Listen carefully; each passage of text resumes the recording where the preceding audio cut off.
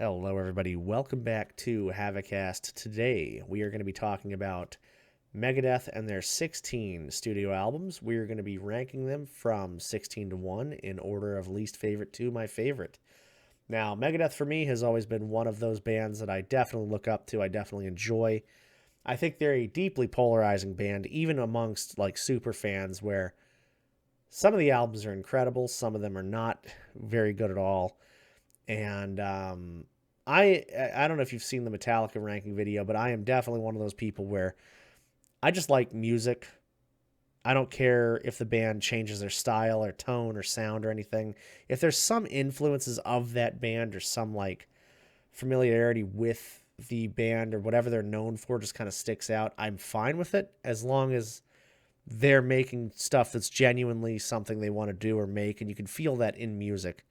Now, Metallica and Megadeth have both struggled with this, where they try to recapture those glory years every now and then, and it falls very flat for me because it just does not feel genuine.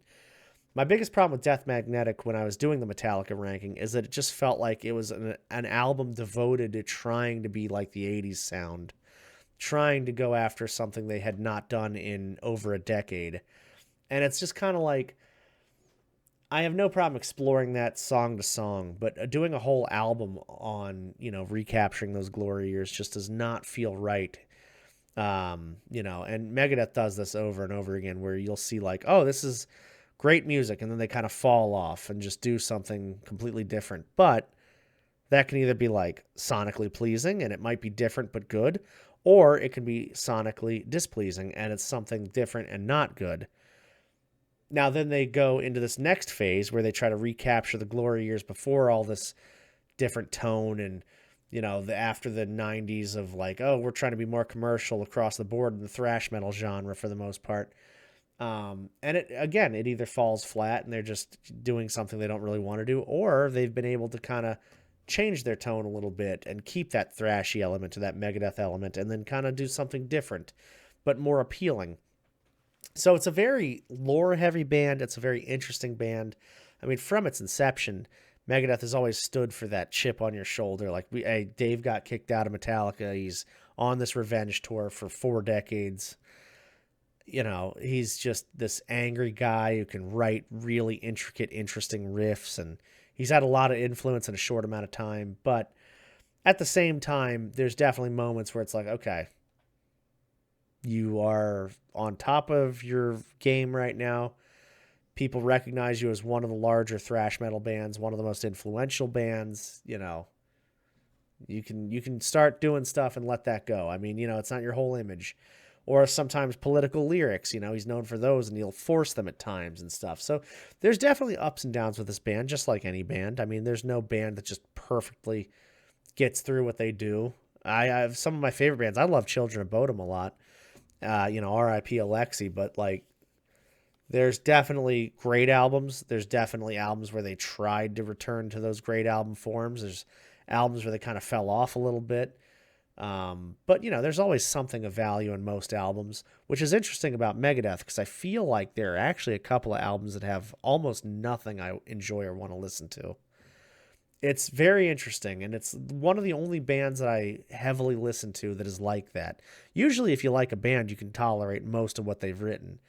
But Megadeth, for instance, it's almost like a 70-30 split, where it's 70% of the stuff I can listen to, and then, 10% of that is probably like stuff that'll never get old to me. And then 30% of stuff that I just don't really care about or want to listen to at all. And I just think that's interesting. So, feel free again. I love how civil and wonderful all the discussions and comments and rankings and stuff are that I get on this channel. I really appreciate that. Feel free to throw any more on this or any video in there that you want to. No opinion is wrong. I mean, it's music. We like what we like and we enjoy what we enjoy, and, we will listen to what we want to listen to. So, I can't thank you enough for being understanding about that. I was always very excited to do this kind of channel, compared to the other channels I have on YouTube or Twitch. And so it's cool how incredible everybody has been. And I can't thank you all enough for just this community of great people sharing their opinions, and a few of them have changed my mind on a few things, and I like that. I think that's cool. I've seen other perspectives and kind of opened my eyes up to movies and music and rankings, and that's why I love this kind of stuff. But enough about that. We'll get into this list. I know I've been talking forever. What feels like forever. It's only been a few minutes, but God, I feel like I've been talking for an hour. Anyway, all that aside, let's start at 16. This is probably no surprise. Maybe it's a little bit of a surprise, but Risk is my number 16. And it's just, to me, there's nothing of value on this album. Even the most popular songs, according to iTunes or whoever you're looking at. Time, I think, is like the one that everybody likes on here. Well, I say like, but, the one that's most tolerable out of everything on here. It's like a 1 and 2 part, and it, to me, just I don't care at all. I think this is when they changed up their style and they kind of tried to get a little more radio friendly, a little more commercial. Thrash kind of seems to dry up for each band every now and then, where you can only play so fast, you can only make your riffs so intricate without it all kind of sounding very similar. And so, you explore other things, you change your sound up and whatever, especially with Metallica being on the radio and as popular as they were at the time. This is kind of where I think Dave was looking to, but also after a few albums kind of like that, in venturing off into this more stripped back kind of let the album be a little more played out style they were going for, it just feels very dry. It feels like that is all gone. There is nothing of value left. This feels like the D side. Like, there's 3 other sides of the album that was better than this, and they were all other albums. This is just the leftover stuff. I don't know. Filler is a great word to describe this album in the discography because it really is just that. I mean, it is something you can sleep through. I personally don't listen to this often or ever, and I have given it a couple of tries, and each time I'm just, usually you go back to an album, you think, this wasn't as bad as I thought or made it out to be, or there's something here. This time, I mean, this is the only album I've ever really gone back to, and I'm like, man, there's really just nothing here. And if you love this album or like it at all, or if there's something of value on here, I'm sorry, but my God, I just cannot with Risk. We'll just move on to number 15, which is the album 13. And it's one that kind of suffers from that same thing we were talking about with Risk, where in this new era of Megadeth that we've had over the last couple of decades, I say new era, it's been a couple of decades, like half the time the band's been around. But yeah, so it's just, this album has not aged particularly well for me. It has also been, like, when it first came out, I was kind of like, oh, this is interesting. This is kind of cool. They've got a little theme going here. It's not a concept album, but it feels more conceptualized than other albums they've done. And something pretty interesting about the album is I believe this is one of the times when the band was unsure of continuing or not. I know there's been at least 2 or 3 different times when they've made an album that's like, okay, this is it. But then they keep going. And I think that's cool. But that's where I think the letdowns kind of happen in the lineage of the discography as well. And that's any band or artist or, whoever. If you're not 100% committed, feeling all in on something, it kind of shows in the work. And albums after this one, when they're all in and they're like, yo, this is what we want to be doing, you can tell later on in the list, it just really comes out in their sound. You're having a good time. You're passionate about it. You're excited. You want to make the best stuff. A lot of the, we saw this with Iron Maiden too, really, because a lot of the albums when they think, okay, well, this is probably going to be the last one. You would think, okay, we're just going to give it everything, but it's the opposite. It's almost like we're thinking about retiring because we're so tired or burnt out of this. And so you're not getting your best product either. So The Final Frontier was literally supposed to be the last Iron Maiden album. It was famously talked about as like possibly their last. And that's the one that I think a lot of people in the later stage albums from 2000 on don't like compared to the other ones. So I think that's kind of a universal thing across the board. Um, 13 is not, I mean, it's not horrible.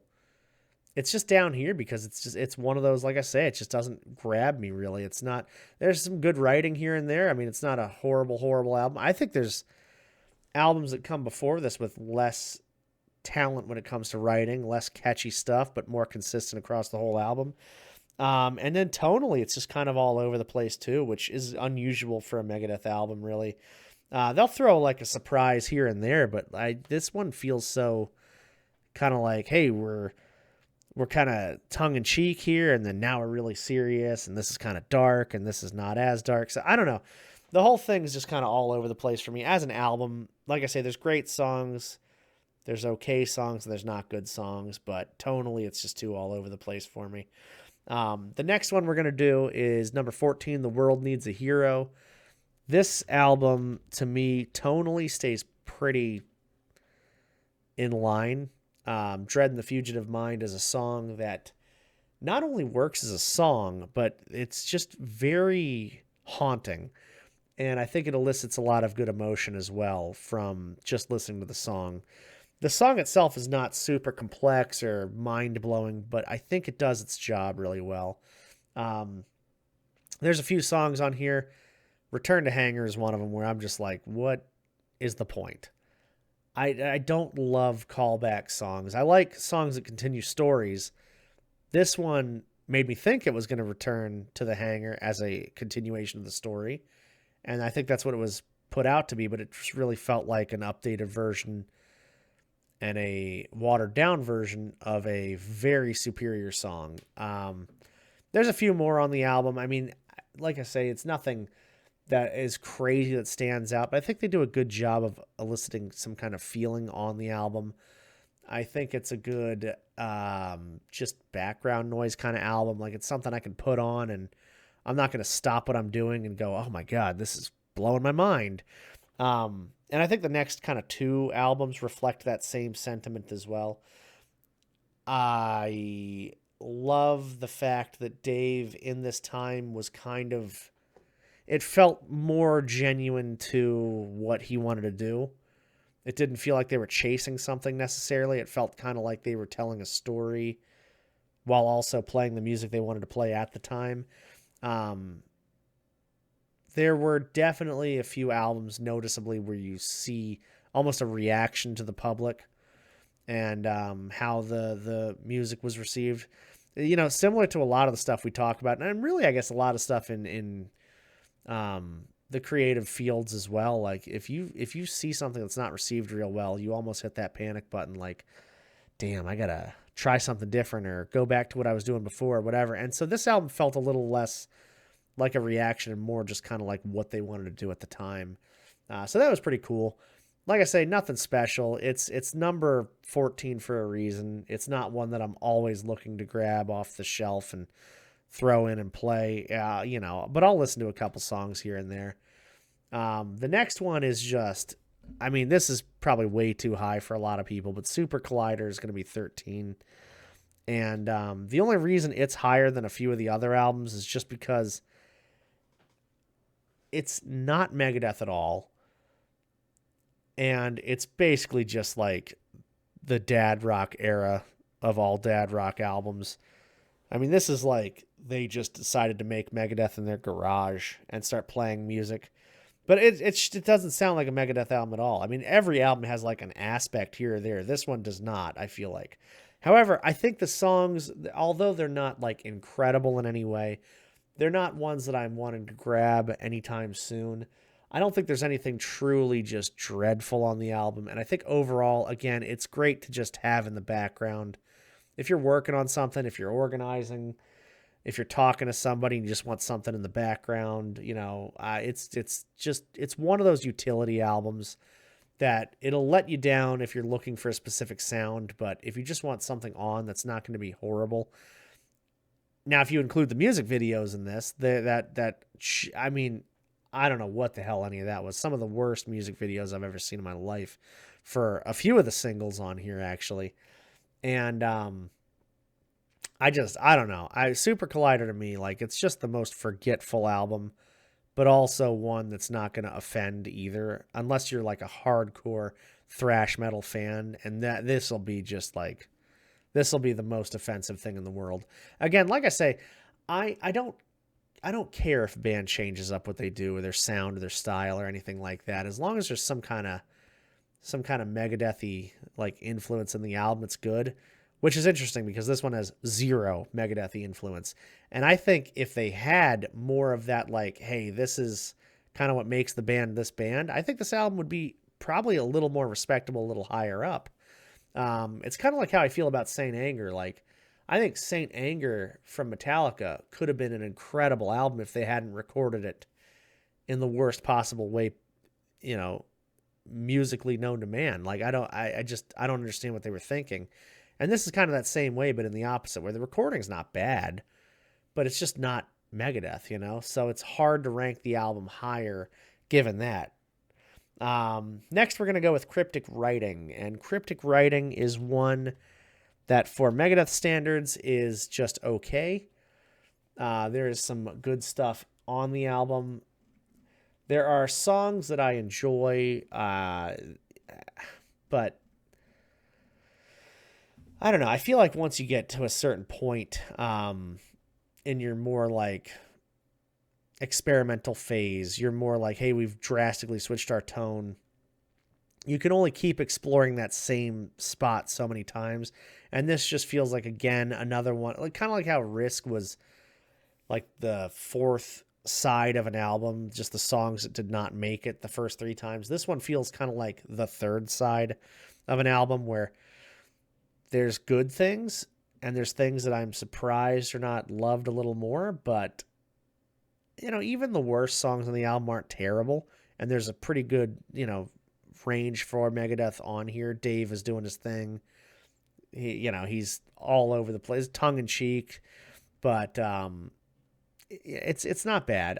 Vortex is a song that I think is kind of underrated. However, kind of a little boring, honestly. I mean, song structure wise and as far as writing wise, it's a good little, you know, song. It feels kind of like something that should have been on a very, very early album as like a, hey, this band's just getting going. But, you know, it's not bad. It's a nice little thing, nice little hit.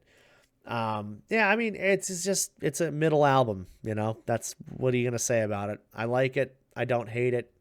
Another one I'm not gonna be reaching for anytime soon, but still decent. Next one is number 11. We have United Abominations, and that one, it's honestly kind of weakened over the time for me. I think this is another one that didn't really age that well. Washington Is Next kind of blew me away when I first heard it. And I was a lot younger, of course. But nowadays I'm just like, oh, you know, it's cool, but there's good stuff. It's Megadeth. I think a lot of people were excited because it felt more like a return to form.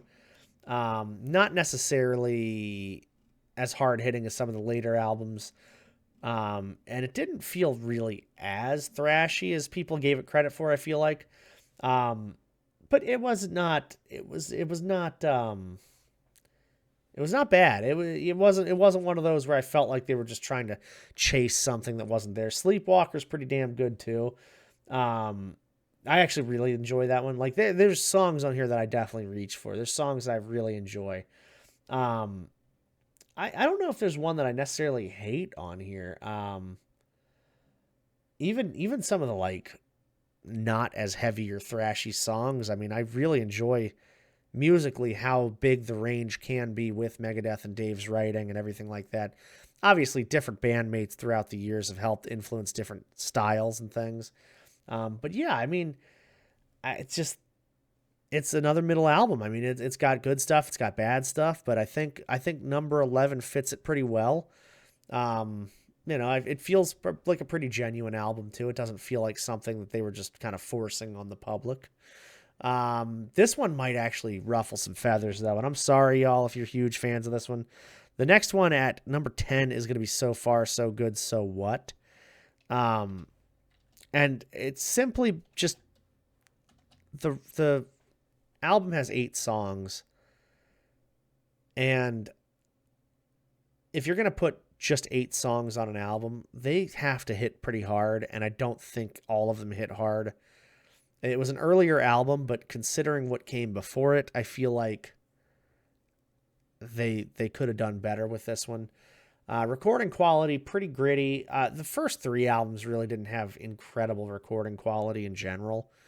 The remasters are better, but depending on which remaster, I think they've remastered them twice now. But yeah, depending on which one you get, like, I don't know, there's going to be thrash metal purists that just think this one is awesome and it's gritty and it gets the job done and it's everything you want in a Megadeth album for the most part, especially an early one. But I've never really vibed with it so much. There's a couple of songs on here that I really like. I'll throw on every now and then. I'm like, yeah, this is what I'm talking about. That's Megadeth. But really, I mean, I don't know. I think it's that recording quality just lets me down. I think it doesn't feel as punchy as I like it. And then with the My Darkest Hour, great song, but also it kind of suffers from that same thing we were talking about tonally earlier, where I love the subject matter, writing something deeply meaningful about, someone you've lost, someone that means a lot to you. I love that. I think that's great to get that out artistically and emotionally. It's something you can relate to and enjoy. But I also think that if you're going to have this gritty, hard, like recording and this mix that sounds real rough and thrashy, it's tough to have something like that on there and not feel like you've kind of missed the beat a little bit. Because that song, I mean, it's a beautiful song. It's a well-written song. It's great, but it could definitely do with a more just polished approach, I think, especially given the subject matter. But then again, at the same time, I also have always thought of that song as like, well, you're kind of frantic and upset. Your mind's not in a good spot. So maybe that kind of adds to it. I don't know. It's a hard album to judge because, like I say, I love like really smooth recording quality, but I also love the fact that it adds so much like atmosphere and bite to it. But again, 8 songs, one of them is a cover song. It's just kind of like that feels more like a B-side as well, like one that could have been on the back end of Peace Cells, or maybe they could have combined it with Killing Is My Business, and it would have been just a truly tremendous album. But I feel more comfortable with it here. Just given a little, a couple little things. I think this is kind of where the next, like this is where we stop talking about like, okay, I wasn't sure if they were into it, or, this feels like just a grasping at straw return to form kind of album. This feels more like what they wanted to do. However, I do feel like I sit on the fence with this one about that. Like maybe they were trying to keep grasping at that Peace Sells and that Killing Is My Business. Maybe they hadn't truly found their form yet. Are they just, what are they doing with it? I don't know. It's my Ride the Lightning, I think. Or Megadeth's Ride the Lightning for me, where I wasn't a huge fan of Ride the Lightning as an album, but individual songs on there I really like, and individual songs I really don't love. The mix kind of let me down. So this is kind of that way with me. And again, I know people are going to hate that, but I'm just being as honest and genuine as possible in the moment with this. My next one at 9 is going to be Endgame, and Endgame I think has some truly good writing, truly good riffs, a great mix, and it feels a little more consistent tonally. Of course, Dave always likes to throw curveballs at us, but this one to me, another kind of crossroad album where it felt like, okay, this is kind of it for Megadeth. This is their last hurrah, and then they're done. But they come back stronger than ever, really. But yeah, Endgame, you can tell they're kind of like, okay, this is really it. This is really the one. I think this is their second or third time where they're trying to sign off on us. 44 minutes is good. I like it a lot. Even the song Bodies, that is typically not like people's favorite song. Uh, I don't mind that one either. I think there's some really cool things in and around this album. The solos are feeling very good, very cohesive with the music. It's not just shred to shred. I can't remember if this one has what is it, Head Crusher or something on it. I think this album is the one that has that on it. I'm not 100% sure about that, actually. I'm going to look it up real quick because that is another song that I really like by Megadeth that I just don't think gets as much attention as it should. But yeah, I like, I find there's a lot of good stuff, and I think people kind of miss out on that because it's not what they remember from the bands. They have a lot of bands will change their sound over time, of course. And I think a lot of fans of the bands kind of go, okay, well, I don't like this, so I'm not going to give the rest of it a chance, or I'm not going to listen to it, or I'm going to compare it to this. And I think it's unfair to compare this album to really anything else they've done. Because it's just, yeah, it's not the same thing. But I don't know. I find that a lot of these like higher middle albums here fall into about the same category of like, it's not like Iron Maiden for me, where the higher middle albums are really, really good. And it's not like Metallica even, where I think that the top half of the discography is so damn awesome that it kind of blows away the bottom half. I think a lot of this stuff is kind of muddled together, and you could rank really any of these albums in any particular order in the middle here with how you're feeling or what you feel like listening to. I think the styles and tones are so different and unique. But yeah, that's enough about Endgame. I think, you get what you get with Megadeth.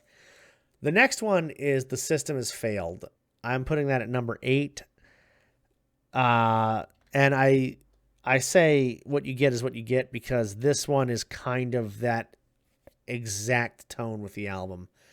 The System Has Failed is the first kind of return to form album, and it's mixed reviews. I like it a lot, but I also can see why people don't like it a lot. It definitely feels more like a release. It almost feels like, hey, like we're going heavy, we're going literally thrashy. Kick the Chair is such a thrashy song to me. Like you just feel like you're in a fight with that one. It's really, I like it a lot. There's a few songs on there that feel like, okay, they just immediately hit you in the face. And then a few that kind of let you down as well. But it truly to me feels like a more return to form, like they have exhaled a little bit. Like, hey, we're leaving the early 2000s and 90s kind of stuff behind and going in a different direction. I will say it does feel a little bit more like we're trying to go back to our early roots. Maybe a little too much where it doesn't feel as genuine. However, I do think there's a lot of good music on the album itself. And, I can see how people don't love it. I know I said that, and I just 100% mean it. Like, it's one of those where I think it deserves a little more credit. Some people think it deserves a little less, but it's one of those, like higher middle albums that could probably go either way. Of Mice and Men and Die Dead Enough feels like they came from that 90s era of like radio friendly, whatever. Shadow of Death, I don't get, and that's probably on me. Scorpion is pretty cool. I like that song. But yeah, man, Kick the Chair has just always been one that not just I love listening to or happy when it comes on, but I will actually go out of my way to listen to that. And I think out of all these albums so far, that's the first song that I really, really say like, yeah, I need to listen to that, or I want to listen to that real bad. There's a few of those like that on the rest of the albums, but that one, like, I don't know. It's definitely tied to nostalgia for me too. The album and that song specifically. I loved that song growing up, and it's just kind of stuck with me. The next one I'm going to go with is Killing Is My Business. That album is an incredible debut album. I know Dave was already writing stuff. Um, the one letdown, well, I guess there's a couple. I think there's a cover song on here, which I'm not a fan of a short track list album having a cover song unless it's like, it's got to be real good. And there's a few bands that'll cover something and it's just like, okay, that's excellent. But usually it's, your bonus tracks. It's not it's not one of the main 8 songs. Again, if you're making 8 songs on an album, they better be some bangers. And for the most part, this album delivers that. I think actually, now this is crazy too, but this album for me, I know the recording quality is not incredible. It's kind of like Kill 'Em All, where you want that atmosphere and that attitude with it anyway, so it kind of works. But I love the composure of this album. The way it starts out is excellent. It's a great build-up, and the way it ends is excellent, which I feel like we lack a lot of that on Megadeth albums in general. I think they try it every now and then to compose like an album, almost like a set list, but it never feels like there's any cohesiveness to the album itself or any storytelling or any world building. There's no build up and then, come back down. There's no, it doesn't, I don't know. Maybe I'm missing it, but this album feels like it had it more than most albums. So I do like that about this album a lot more than some of the other ones. There's probably what it gets credit for, but it's a good album. It's a thrashy album.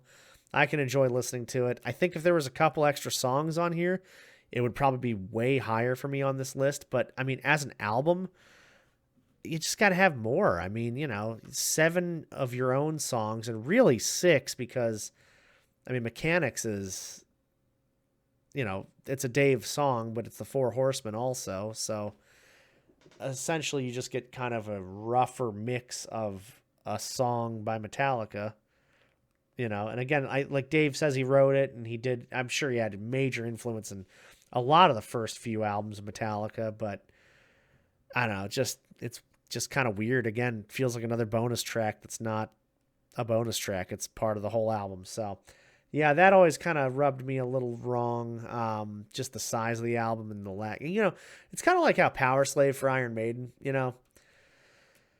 there's a lot of great songs on that, and I love that album, but having an instrumental as your like one of your 8 tracks just kind of always pissed me off a little bit. It's like, I know Rime of the Ancient Mariner is almost like having 2 or 3 songs in one, but still, if you're gonna put something unique or different from the band, it's like, make that a bonus track. Just put something else on there. I guess there was nothing else they wanted to force on the album, which I'll give them all credit for. But at the same time, it's like, especially back in the day when you had to physically buy albums and you couldn't just pull up a YouTube video or something and listen. It's like, good God, you're paying for this. It's got 8 songs on it.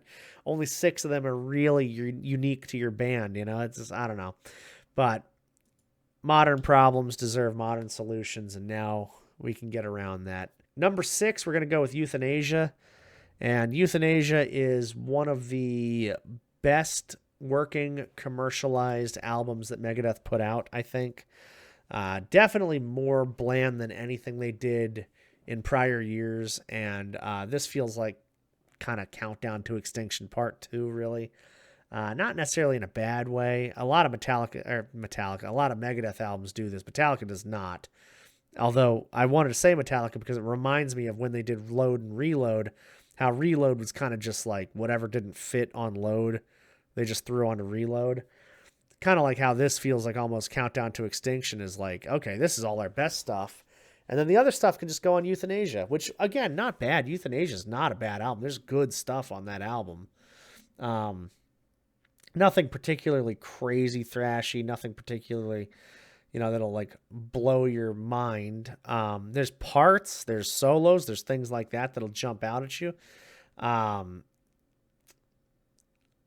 It's funny though, A Tout le monde, a song that is really big and one of their best commercialized hits, I think.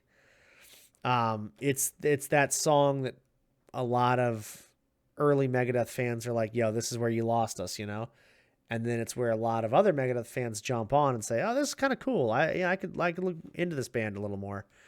Um, Although tonally jarring, I think it's a beautiful song. I think it's well written. I think it's one of the best representations of Dave and his writing ability.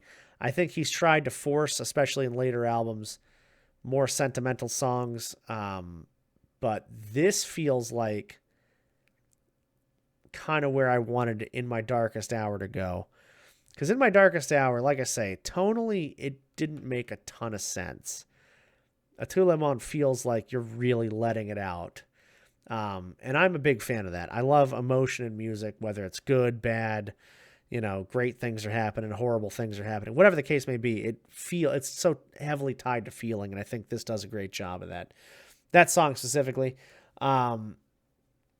There's a couple songs on here that don't do a whole lot. I like Addicted to Chaos a little bit, That's a pretty strong song, I think, all the way through. Elysian Fields sounds cooler than it really is. Even in the song, it just feels kind of like there's some fluff there as well. But, overall, just a solid album. It's another one you can kind of just put on and listen to. It's good for what it does. It's not going to blow your mind. With that being said, we're going to move on to its older brother, Countdown to Extinction. And Countdown has some memorable hits on there. Countdown has some bangers. I enjoy Countdown to Extinction quite a bit. I don't know. I don't know how well or not well this album was received when it came out, actually. I always found that kind of interesting because the Black Album was just such a smash, huge success. And it was such a huge departure at the same time from what they had done the decade before. They kept a lot of their stuff in there, a lot of their fundamentals, a lot of their roots. But, Countdown was where things kind of like, from thrash terms, you were grinding to a halt and kind of making things a little heavier. But it wasn't heavy all the way through either. So, I just don't think there was any songs on here that really let you down. I think you could listen to this whole thing and feel pretty good about it. Even some of the weaker tracks, quote unquote, I think you can still get something out of. Symphony of Destruction, of course, iconic on this album. It's incredible the way they just kind of pulled that out of seemingly nowhere compared to what their other smash hits were. But it's the meaning is there. The riff heaviness is there. It feels very different from what they did before, and it shows kind of the range of the band and the new members and everything like that. But yeah, it's just, I don't know. It's pretty sick what they did there. I know a lot of people were saying this is when, they started selling out and stuff. And I just think that was kind of the attitude in general during this time period. Stuff changes, and I don't think there's anything wrong with changing your tone up. It's just kind of why you did it. And so, if they had changed up and tried to make music to go on the radio or music to sell out to mass audiences or whatever, just because they wanted to do that versus make good music, that's a sellout in my opinion. If they were just trying to change up their art or further their style, or, there's a different influence that happened, I could see that. Sweating Bullets is pretty damn cool, actually. I like that song a lot. Skin of My Teeth, I think, is just kind of a good song, but so polished that it almost sounds like one of those commercially sellout songs. But, really, it's like, it's just the recording quality was good on this album. And I think that's kind of also synonymous with thrash metal bands, is when they start recording stuff really well. I think a lot of people think, oh, dude, they're, spending all this money on this. It's not this gritty sound anymore, which I get. You lose a little of that attitude, and I could see why you'd lose some, some fans over that. But I don't know. I don't mind a good recording quality, to be completely honest. But, like I say, it's a new era for Megadeth. It was tonally jarring for sure. But looking back on the album, it's a good album. I think we can all look back on the whole discography now and say, okay, yeah, sell out or not, tonal change or not, like it was it was pretty cool. There was a lot of good stuff on there, and it's something again you can just listen to and enjoy. The next one is going to be Dystopia at number 4, which, I mean, what a freaking album. And I think it was their first album they won a Grammy for or something like that. Not that that matters at all. Who cares? But still interesting. Man, this album hits you hard. And this is one that, like, there's just so much good stuff on here. It's got that like Mustaine, Megadeth flair and feeling. It's got that agenda driven music. It feels like it's kind of something familiar, but also something very new at the same time. There's great themes across the album. I don't think it's truly a concept album, but it sure feels like it. And they do another 1 and 2 part again, but this time it really works out well. But yeah, this album it's such a surprise too, because there's this clear departure. It feels so much darker and so much heavier even than the last few albums they've done. The last few albums they've done have had this like brightness to them, even when they try to be dark and tonally jarring.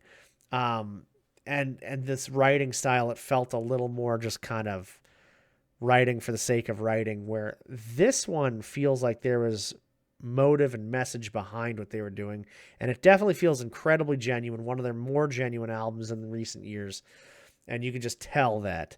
My biggest fear was when they were bringing out the next album that they were going to do, it was just kind of like, oh, well, let's follow up with that success and try to replicate it, and I think they did a fantastic job with the next album they've released too, but that's always your fear with Megadeth, is how are they going to follow up this excellent album? Are they going to just drop one horrible album next, or are they just going to try to chase their coattails or whatever? I hate when bands do that. It's like, oh, this one was great, we got to follow it up. That to me is more of a sellout than anything. When you drop an album, it does really well, and you're like, let's just do that exact same thing again. It's like, nah, dude, make something you want to make something. If you wanted to already put this album out, it would have been out with your other music, right? Like if there was more you could have added to the album, it would have been done already. But you didn't put it on there. You didn't make these songs, and there's no reason to try and improve on something that's already good. So I like that they just kind of stick with what they're doing, stick with what they know. They're being genuine about their stuff over and over again. I'll say that. And like, I can sing the praise of this album forever because of that. I love it. Dystopia, like I say, hell of a shock, and my God, it did really good. But I will say the next album kind of spoke to me a little bit more. At number 3, we have The Sick, The Dying, and The Dead. And this album is just a tremendous follow-up from Dystopia. I thought Dystopia was just that, like, one-off, hey, we're late in the career, this band is just kind of giving it everything they got. They have Kiko Luero in there now. They're all firing on whatever cylinders they have left, plus this new kind of fresh guitarist and his take on the music and everything, and he infuses new life into it and all that. But, I mean, they came back and blew me away with this one. I like this one more than Dystopia, and both are incredible records, but I think just the consistency all the way through, while still having that weird, like, Megadeth kind of, they're throwing Night Stalkers at you featuring Ice-T, and then they have just a couple of these just tonally different songs, but it works. I mean, it's Megadeth, so you're not going to get consistently the same kind of feel. There's not a whole lot of overall themed concept albums like you're kind of used to a lot of times in the genre, where it's you make a statement, you kind of follow it up with a bunch of stuff that kind of works together. I mean, I said this earlier in the review too, whereas like there's only a handful of Megadeth albums that kind of flow really well song to song. Usually it's just kind of a collection of stuff they write, which, I mean, it is what it is. But I also think there's just some really cool imagery and just interesting takes on things. Like the Dogs of Chernobyl is such a wild, weird concept, and I love it. I think it's just so different, so unique for something that you're not just used to exploring these kind of themes and concepts and tie in this aspect of history with music. I think there's just so much influence from everybody in the band in this, and I definitely shows through. I think the album is a celebration of Megadeth. It feels like that. It feels like Dave is doing his thing, and like I say, there's new life in there, but it's their same collection of band members that are not upsetting Dave at the time, I guess, or whatever happens. I don't know. He always is rotating his band members in and out, and I think it just works very well on this album. Top to bottom, I like almost every song on here for the most part. Like I say, it takes you in a whole bunch of different directions, but it doesn't feel overwhelming when it takes you in all these different directions either. Junkie is just probably the one I don't like the most on the album, and it's only just because like it does feel like that I mean, it's a good song, but it's kind of like a rehashing of stuff we kind of already feel and know. Not that that's a bad thing, and especially this late in your career, it's like, okay, it's drawing parallels to things that we've already kind of heard and, been there, done that. But either way, I still think it's good. I still think the whole thing's good. I cannot believe, again, how they come back from Dystopia, which I thought was just that, oh man, they really found their stride here, and they're in the twilight hours of the band's life. That's pretty much it, right? Dave has maybe found some new energy, I guess, after surviving the the cancer scare and everything like that. But either way, I just think they're such a kick-ass band at this moment, especially. Really, I haven't felt this excited about Megadeth since those early albums. I mean, I like Megadeth, and I'll listen to songs here and there, but even like in the 2000s when they kind of came back, after the accident and everything like that with Dave, I still have not felt like this shot of energy from the band and the fans and everything like that I feel with these albums. So this is really good, and it's definitely a solid number 3 album on the list for me. Number 2, I am going with Peace Sells. It's a hard number 2 because it's just so good. And I mean, it's hard to say there's an album higher than it, but there is for me. Peace Sells, no surprise, is going to be at your 1 and 2 spot usually. Recording quality aside, I don't think it's really that horrible, but I think there's definitely instances in the album where stuff could be better meshed. But Dave sounds good. The messaging, like I say, is good. There's iconic songs. I mean, Peace Sells is incredible. The bass is just, not just a Peace Sells, but the bass across the whole album is great. I love it. Yeah, I don't know. It's hard to name a more visually stunning album when you imagine. Yeah, I mean, you can just almost see what Dave is singing about, what their instruments are doing. It's really cool. The album cover is just, some of the best. Like, Megadeth, the album covers, I can't believe I haven't even touched on this, but they're either just mind-blowing, the amount of imagery and things going on in there, and the art's incredible, or it's just absolutely nothing, It's just the worst thing in the world. So this one is one of those top tier, like one of the most iconic album covers with some of the most iconic songs on there. I Ain't Superstitious is the only one that I feel like just is a little tonally jarring on the album. Wake Up Dead is just what a thrash hit in the mouth,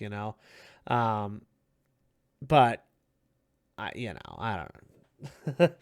I think it's just interesting that we were still like covering songs and things like that. And I guess they do that for the first few albums, but I don't know.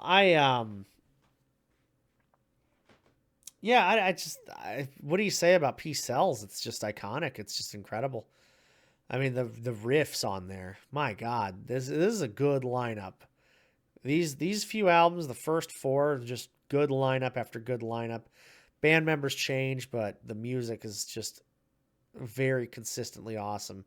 And as you see, these first 4 albums or so, the thrash changes slightly for each album, which is interesting because I feel like there are some people that hate a lot of the Megadeth after, like Rust in Peace, but I mean, if you look album to album in the first few, there's not really a whole lot of consistencies other than there's just very good riffing in there. Just really good track. That brings us to number one, though, which is Rust in Peace. And like I said, I mean, it's just so hard to even go. I mean, everybody knows these albums. Everybody knows that there's great songs on them. This is no surprise.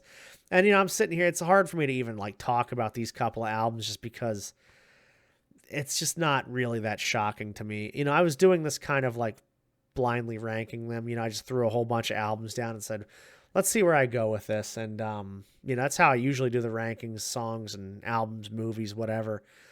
But, I kind of already knew Rust in Peace. One of my favorite albums growing up. There's top to bottom great songs on there. Even the slower songs and the stuff that, is just kind of bridging the gap from song to song feels pretty cool, pretty unique. And it's got a theme across the board too, which I really like. Like it's the one that I can truly feel, other than the two recent albums, just a more cohesive feel throughout all of Megadeth stuff. Holy Wars is great, and it's so funny because even though I love Holy Wars, I still think over time, just some of the other songs on the album have grown on me so much more that Holy Wars, outside of the opening riff and how hard that hits you, the whole song itself just doesn't do it for me as much as like even the song Rust in Peace itself, I don't think gets the credit it deserves. Hangar 18, of course, is a freaking banger. I mean, Tornado of Souls has got to be my favorite song on the album and probably in all of Megadeth's discography. I think that is my favorite song. And that was not always like that. Tornado of Souls was not always my favorite album or song on the album. But I just, it's hard to ignore that solo specifically. Just, it takes you on a ride in a song that already takes you on a ride. I think the writing on this album is also the most diverse across any Megadeth album. I think they're pretty consistent in writing similar style songs on each album. I mean, Countdown's a great example of that, where all the songs kind of have the same feel for the most part. They might have different topics or cadences, but you can kind of tell where the album is at all times. Whereas Megadeth, I mean, Holy Wars is quite a thrash anthem. And then you go to Tornado of Souls, which is just like this really hard hitting, quick ride with a just phenomenal solo, of course. Hangar 18 is a perfect display of writing and technique without it getting too overbearing on either side. Take No Prisoners is just like, I mean, you just want to thrash around with that song. That song is another one of those just anthem songs. It's pretty good. I don't know. I think it's a masterpiece, and I don't know if there's a huge surprise there, but I absolutely love Rust in Peace. But yeah, that wraps it up here. We'll go through the list again. Risk at 16, 13 at 15, which is weird to say. 14 is The World Needs a Hero. 13 is Super Collider. Don't laugh at me. 12 is Cryptic Writing. 11 is United Abominations. 10, So Far, So Good, So What. 9 is Endgame. 8, The System Has Failed. 7, Killing Is My Business. And Business is Good. 6 is Euthanasia. 5, Countdown to Extinction. 4, Dystopia. 3, The Sick, the Dying, and the Dead. 2, Peace Sells. With 1, rounding us out at the top, Rust in Peace. An absolute masterpiece. Everything about it. The imagery, the songs, the writing, the lineup of the band is legendary. All of it's great. But yeah, thank you all for hanging out. Again, feel free to throw your own list in here. Tell me what I got, right, what you think is something that should change. If there's songs or albums I should give another listen to. I've listened a good amount to a lot of this Megadeth stuff, to be honest, even the stuff I don't like. And, nothing will ever be more interesting to me than just the mindset of the band and the turnover. I've looked it up many, many times, and I just think it's such a unique band in the fact that their lore might be bigger than some of their music, although their music is huge. I mean, you cannot discredit the influence of Dave Mustaine and Megadeth in general. There was this thing they were talking about how Dave Mustaine has actually had influence in most of the big four, where he was like, he had some obviously roots starting Metallica and, writing a lot of that stuff. He also said he influenced like Kerry King and part of Slayer, but Kerry King was only in Megadeth for a brief moment, so I don't know how much of that is really valid. However, you cannot deny the influence Megadeth has had on so many bands in general. And, props to them for keep on going and the recent just major success they've had. There's no reason why bands should ever stop if they're loving what they're doing, and just props to them for keep on going. But yeah, like I say, thank you all for hanging out. Thank you for, everything y'all do on this channel and every channel. I appreciate you very much, and I look forward to discussing further. So thank you all, and I will see you next time. Have a good one.